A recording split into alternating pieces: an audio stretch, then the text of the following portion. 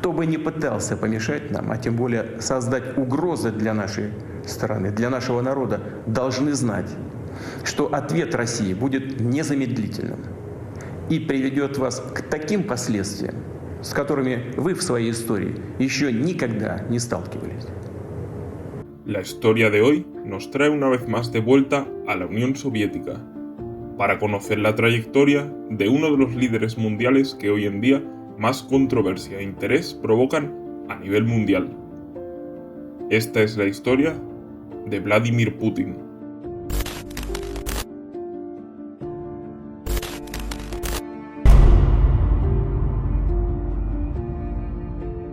Vladimir Vladimirovich Putin nació el 7 de octubre de 1952 en Leningrado, Rusia, ciudad conocida a día de hoy como San Petersburgo, dentro de la entonces conocida como Unión de Repúblicas Socialistas Soviéticas.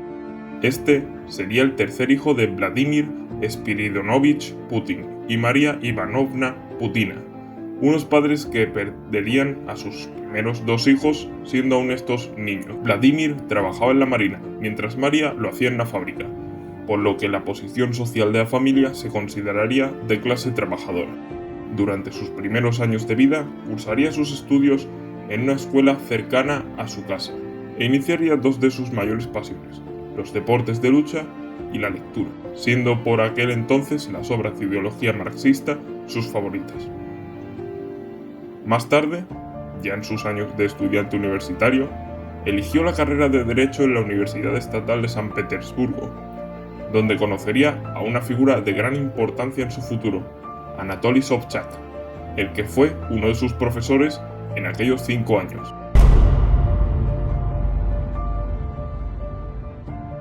Tras acabar sus estudios, se unió a la KGB, institución encargada de las labores de inteligencia en la extinta Unión Soviética. Su primer trabajo sería en la Segunda Dirección General, especializada en labores de contrainteligencia, para pasar más tarde al conocido como Primer Alto Directorio, en el cual se encargaría de la vigilancia de extranjeros y funcionarios consulares en su ciudad nativa, la actual San Petersburgo. Su próxima labor en la KGB y pasando por unos meses de formación previa en Moscú sería en Dresde, dentro de la República Democrática Alemana. Durante este capítulo de su vida se dedicaría a vigilar la fidelidad de los diplomáticos soviéticos.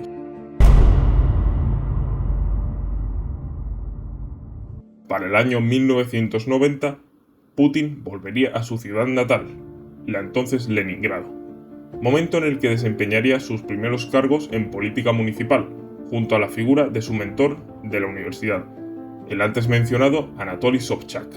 Esta etapa duraría hasta 1996, año en el que Sobchak perdería la reelección.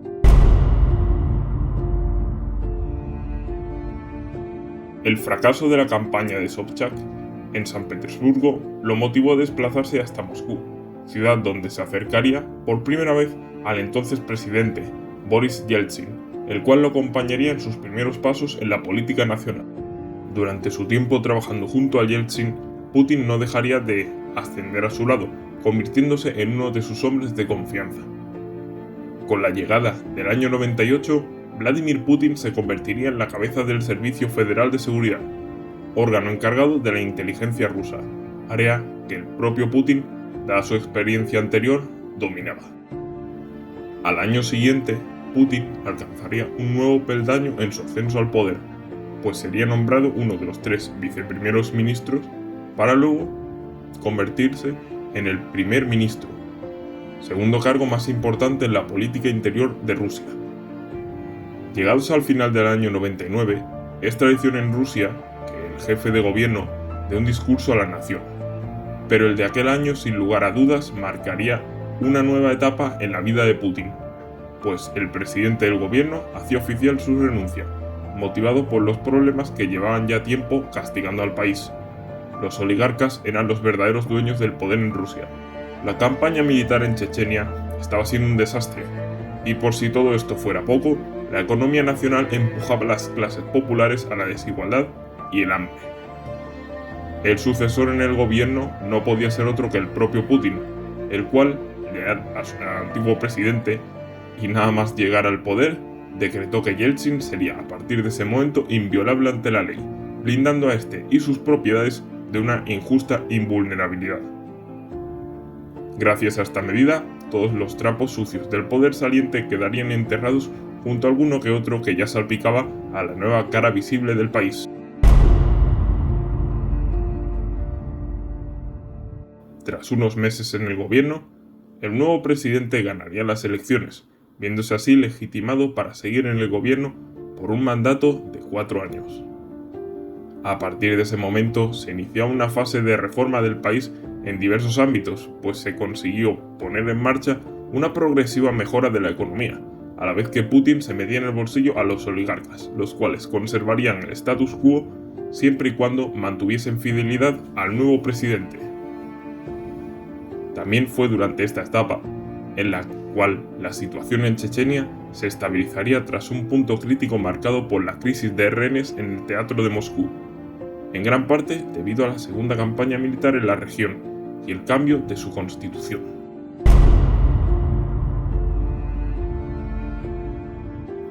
Con la llegada del año 2004, las elecciones volvían a aupar a Vladimir Putin como presidente una vez más, de tal modo que este podría continuar por otros 4 años más, siendo este respaldado por un 72% de los electores.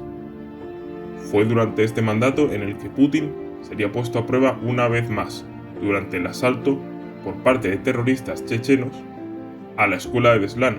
Durante la operación de rescate perderían la vida 334 personas y resultarían heridas otras más de 783. De entre todos estos datos, he de destacar la edad de las mismas, pues repito que se trató de una escuela. Esto motiva que el país recuerde esta misma fecha, tal y como el 11S sería para los estadounidenses.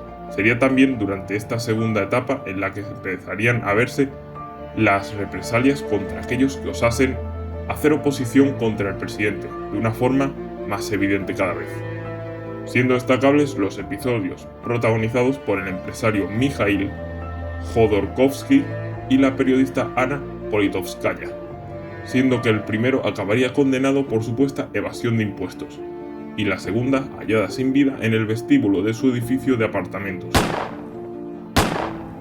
Las cargas policiales contra los manifestantes se convertirían en la respuesta del poder contra todo aquel que se manifestase contrario al presidente.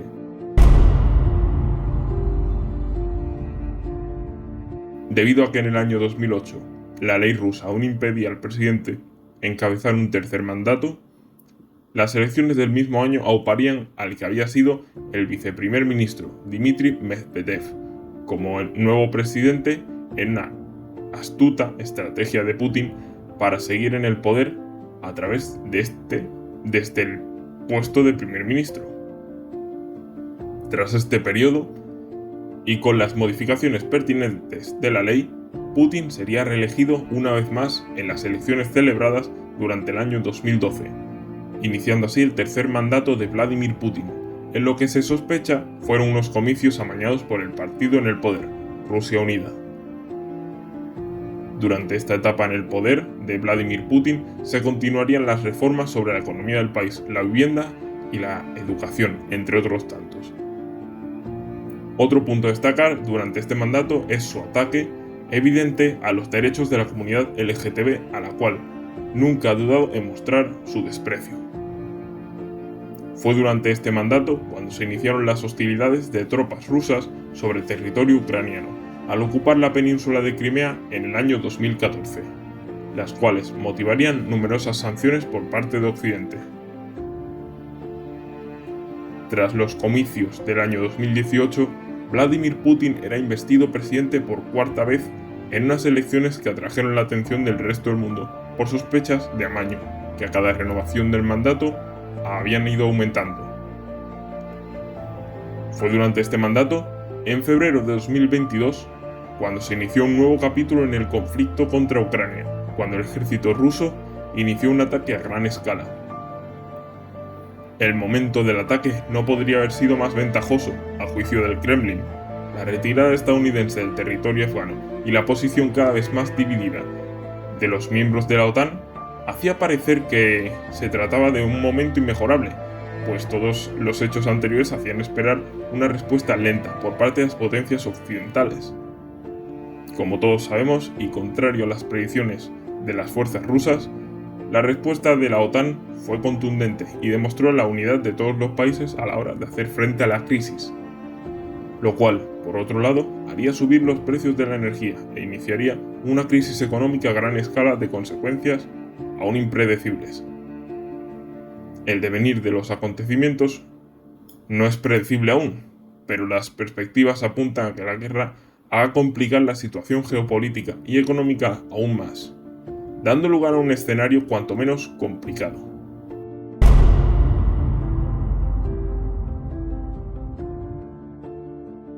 Y tal como me habíais pedido insistentemente a lo largo del último mes, y a fin de satisfacer vuestro gusto por ver cómo me lanzo de cabeza a los temas más polémicos, daré mi opinión sobre el reciente episodio bélico ocurrido en Ucrania.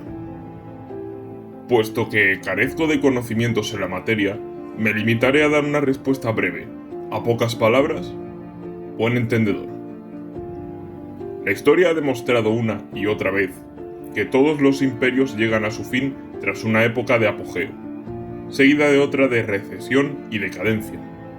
Egipto, Roma, Grecia y ahora Estados Unidos, y todos aquellos países que han sido sus aliados por décadas. Episodios como la retirada de Afganistán, entre otros, tan solo muestran la debilidad en el ámbito militar y estratégico, pero recordad que antes de caer militarmente, Roma se corrompió por dentro, debido a motivos económicos, políticos y sociales. Esto es lo que está ocurriendo de nuevo, pues ya hace años que este imperio se enfrenta a una polarización de la sociedad que no hace más que ensanchar la brecha que divide a una sociedad enferma de odio, intolerancia y fanatismo. Entre diversos factores, gracias a los medios de comunicación, que de la mañana a la noche alimentan la batalla cultural, que acabará por devastar su propio país junto a todos aquellos que, culturalmente, beben de la influencia estadounidense, siendo así que los problemas de Estados Unidos son nuestros problemas. El mundo no es más que un tablero de ajedrez, y la guerra de Ucrania, poco más que un golpe mal calculado de uno de los peones de una reina que desde las sombras lleva años fortaleciéndose frente a un occidente cuya arrogancia le ha impedido verlo. El golpe maestro se acerca. Jaque mate. Y hasta aquí el vídeo de hoy. Os leo más abajo, en la sección de comentarios. Esto es Proyecto Sapiens, el canal de la gente curiosa. ¿Crees que medios bloqueados como RT o Sputnik Mundo son los únicos que vierten mentiras sobre el conflicto? Pobre ingenuo. Nos llegan imágenes terribles e impresionantes. Van a ver cómo un avión ruso bombardea una población y una defensa antiaérea responde. Se nos dice por parte del gobierno ucraniano que han derribado 5 aviones rusos.